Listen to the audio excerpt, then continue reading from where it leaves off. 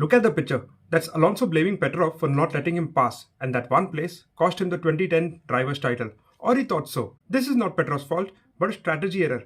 The same thing that happened to McLaren in Qatar. Although the title is still undecided, this has given Max Verstappen a major chance to grab his 5th world title. If McLaren would have got the pit stops right, Max Verstappen would have been out of the title race. And this is in spite of the major error that happened in Las Vegas that resulted in the dual disqualification of both the McLaren cars. Anyway, let's go back to what transpired in 2010. The final race in Abu Dhabi was a high-stakes event with 4 drivers in contention to win the title, and Alonso was in the front seat, especially after the qualifiers. Sebastian Vettel started right at the front on pole position. Fernando Alonso in P3 was close behind. Mark Webber, P5, was in the middle of the pack, but Lewis Hamilton, who had an outside chance, was in P2. On lap 1 itself, there was a crash which brought in the safety car, and during the safety car period, few drivers such as Vitali Petrov also pitted to change the tyres.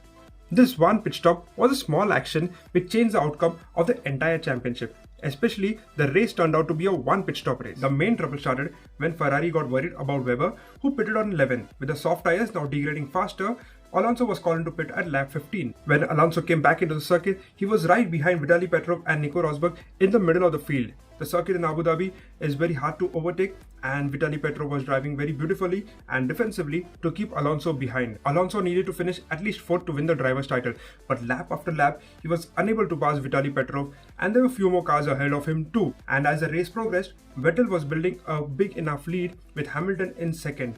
Both of them were in clean air, and later when they pitted, they came back in the same position. Ferrari made 2 big errors. One, not calling in Alonso during the first round of pit stops when the safety car took place, and then calling him as early as lap 15, although that was necessary, which resulted he was right in the middle of the field. And this resulted in Alonso finishing the race way behind in 7th and Mark Webber behind him. The top 2 contenders, Alonso and Webber, were so far behind that Vettel, when he took his victory, he became the youngest Formula 1 world champion ever.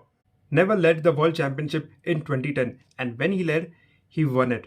And that's what is right now being said about Max Verstappen in 2025. This result in 2010 proved to be as shocking as it could be, and Alonso, who actually had his driver's title in hand, was now left with only 2 driver's title, and as we know, Alonso never won again.